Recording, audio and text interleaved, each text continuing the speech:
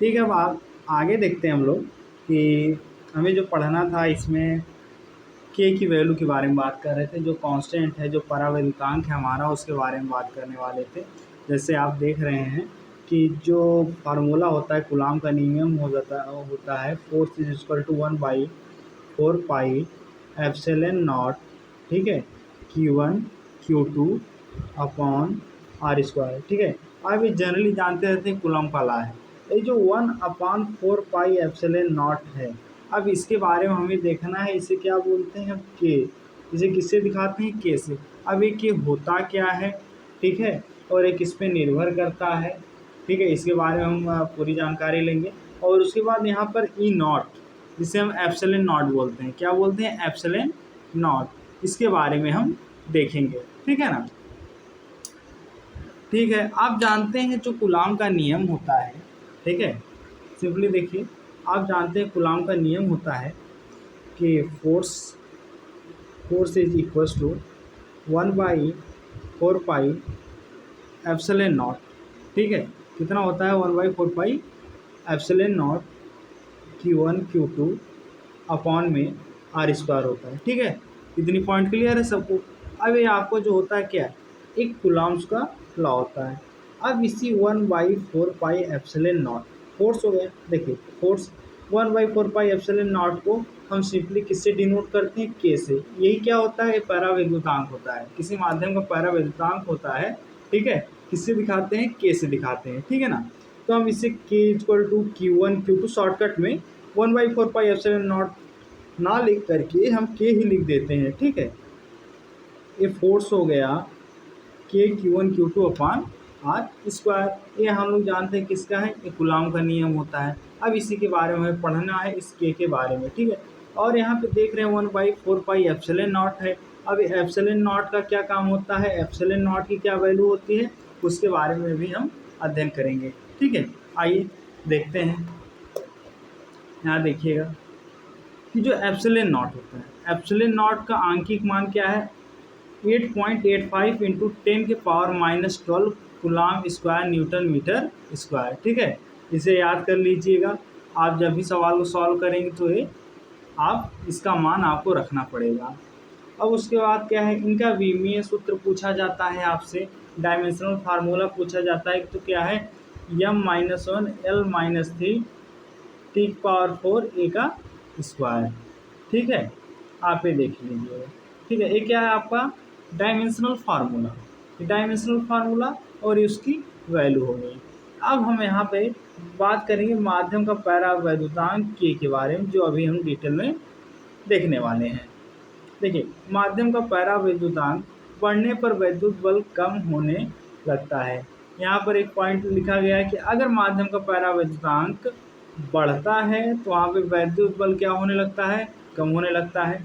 वैद्युत बल की प्रकृति आकर्षणात्मक तथा प्रतिकर्षणात्मक होती है, मतलब अट्रैक्शन एंड रिपल्सन की प्रॉपर्टी है, ठीक है। अब इसमें क्या है कि या तो अट्रैक्ट करेगा, या तो आकर्षण करेगा, या तो प्रतिकर्षण करेगा, ठीक है। दो चीज़ होगा यहाँ पे, या तो आकर्षण करेगा या तो प्रतिकर्षण करेगा। ये दो प्रॉपर्टियाँ होती हैं इसमें, किसमें, वैद्युत बल में, ठीक है। इलेक्ट्रिक फोर्स में दो चीज़ें आपको मिलेगा, एक मिलेगा या तो अट्रैक्शन होगा या तो रिपल्सन होगा, मतलब या आकर्षण होगा या तो प्रतिकर्षण होगा। जब चार्ज अलग अलग, दो वस्तु पे अलग अलग चार्ज होंगे तो आकर्षण होगा, अगर एक जैसे चार्ज हो जाएंगे तो क्या होगा, प्रतिकर्षण होगा। यहाँ तक बात समझ में आई। अब आगे बढ़ते हैं। यदि दोनों आवेशित कणों को परस्पर स्पर्श कराकर हटा लिया जाए तो दोनों पर आवेश की मात्रा समान हो जाती है। अगर मान लीजिए यहाँ बोला क्या है, यदि दोनों आवेशित कणों, ठीक है, तो परस्पर स्पर्श कराकर हटा लिया जाए। मान लीजिए दो वस्तु है, उस पर कुछ न कुछ कोई चार्ज, मान लीजिए वस्तु ए है और वस्तु बी है, इनके ऊपर मान लीजिए कुछ चार्ज है, इनके ऊपर क्या है, कुछ चार्ज है। अगर ये दोनों वस्तु को आपस में क्या किया जाए, बस खाली स्पर्श करा के, टच करा के, देखिए यहाँ पे टच करा दिया, इनके ऊपर प्लस था, इनके ऊपर ही प्लस था, ये आपस में है, इनको टच करा के फिर क्या कर दिया जाए, हटा लिया जाए, फिर से दूर दूर कर दिया जाए, ठीक है। इनको दूर दूर कर दिया जाए तो दोनों आवेशों पर आवेश की मात्रा कितनी होगी, बराबर होगी। मान लीजिए जैसे इनके ऊपर 50, ठीक है, कितना चार्ज है, 50 चार्ज है, मान लीजिए कि एग्जाम्पल लीजिएगा, अगर इनके ऊपर 50 चार्ज है और इनके ऊपर भी कितने हैं, इनके ऊपर मान लीजिए पहले के ऊपर मान लीजिए 50 है, दूसरे के ऊपर कितना है 70 है, ठीक है। 50 और 70, पहले के ऊपर 50 चार्ज है, ठीक है। आपने कह दिया इसके ऊपर 50 कूलम का चार्ज है, 50 चार्ज इसके ऊपर है, 70 चार्ज इसके ऊपर है। अब दोनों को आपस में लेके टच करा दिए। अब टच कराने के बाद ये दोनों फिर यहाँ पे दूर हो जाते हैं, दूर हो जाते हैं। तो अब क्या होगा, अब जब दोनों दूर हो जाएंगे, पहले तो 50 था 70 था अलग अलग, अब दोनों को टच करा दिया। टच करा के जब अलग अलग करेंगे तो दोनों के ऊपर क्या हो जाएगा, बराबर बराबर चार्ज, इसके भी ऊपर 60 हो जाएगा, इसके भी ऊपर 60 चार्ज हो जाएंगे। ध्यान दीजिएगा, पहले यहाँ देखिए ए और बी थे और एक के ऊपर 50, एक के ऊपर 70, ठीक है। अब जब इन्हें जोड़ेंगे तो टोटल चार्ज होता है 120, इनके ऊपर क्या है 120। अब दोनों को जब आपस में लेके आए, टच कराएं, टच कराने के बाद अलग अलग करेंगे तो फिर क्या होगा, एक के ऊपर 60 आ जाएगा, एक के ऊपर भी 60 हो जाएगा, दोनों बराबर बराबर में बट जाएंगे, ठीक है ना। तो वही दिया है कि दोनों पर आवेशों की मात्रा समान हो जाती है, Q1 बराबर Q2, Q1 प्लस Q2/2, मतलब दोनों के जोड़ के 2 से भाग कर देते हैं, दोनों दोनों बराबर में बढ़ जाते हैं। जैसे 70, अब यहाँ देखिए, अब इन दोनों अलग अलग, एक के पास 50 दूसरे के पास 70 था, और यहाँ पर देखिए दोनों को पास में लेके आए, पास में बस टच करा के हटा देते हैं। यहाँ पे टच करा के हटा दिया, फिर यहाँ पर क्या हुआ, एक के ऊपर 60, एक के ऊपर 60 कैसे देखिएगा, जैसे ही टच कराएंगे फिर तुरंत फार्मूला है Q1 प्लस Q2, मतलब पहले ऊपर कितना चार्ज और दूसरे के पास कितना चार्ज, पहले के ऊपर कितना था 50, दूसरे के ऊपर 70 बटे में 2, 50 70 120/2, जब काटेंगे कितना आ जाएगा 60, ठीक है। चार्ज कितना आया लिख दीजिए 60 कूलम, तो एक के ऊपर 60 और एक के ऊपर भी 60, वही कह रहा है कि दोनों आवेशों की मात्रा समान हो जाती है, ठीक है ना, अगर हम उसको टच करा के हटा लेते हैं तो, ठीक है। अब आगे आते हैं, यदि दोनों आवेशों के बीच का माध्यम कोई धातु हो तो K बराबर अनंत, इन्फिनिटी का सिंबल बनाया है कि अगर दो आवेश हैं उनके बीच में माध्यम कौन सा रख दिया गया हो, K बराबर, अगर धातु होगा तो K बराबर क्या हो जाएगा, अनंत हो जाएगा, इन्फिनिटी हो जाएगा, होने के कारण उनके बीच आरोपित बल कितना होगा, 0 होगा। उन पे आरोपित बल कितना होने वाला है, 0 होने वाला है, ठीक है। अगर दो आपको ऑब्जेक्ट मिलते हैं, दो वस्तु अगर मिलती है और कह दिया जाए उन्हें क्या है, एक उनके आवेशों के बीच का माध्यम क्या होना चाहिए, धातु मेटल होना चाहिए। अगर मेटल हो जाता है ए और बी, ठीक है ना, दो आवेश हैं ए और बी, अब क्या है इनके बीच का जो माध्यम कौन सा है, धातु, धातु माध्यम होता है। तो यहाँ पे जो K की वैल्यू होती है क्या अनंत हो जाती है, जिसके कारण उन पे बल कितना लगता है, 0 लगता है, ठीक है।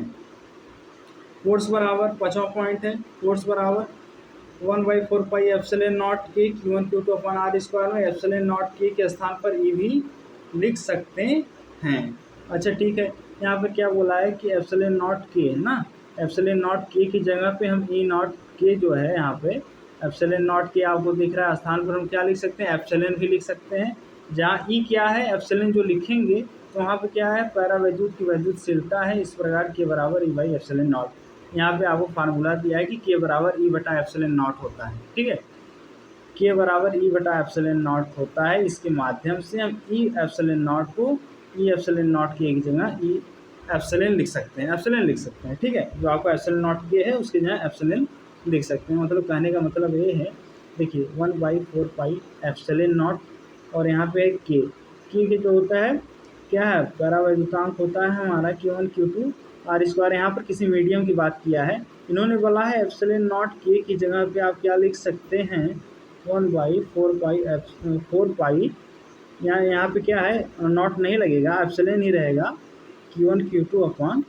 ε0 K की जगह केवल आप एप्सिलॉन लिख सकते हैं, यही इस कॉन्सेप्ट में कहा गया है, क्योंकि आप जानते हैं इस प्रकार के बराबर E/ε0 होता है, ठीक है। ये भी होता है कि अगर K क्या है, K भी जानते रहिए, K को ε/ε0 लिख सकते हैं, इसीलिए अब देखिए ये दोनों क्या है, बटे में है, जो चीज़ बटे में उधर जाएगी गुणे में हो जाएगी, K बराबर ε0 बराबर एप्सिलॉन।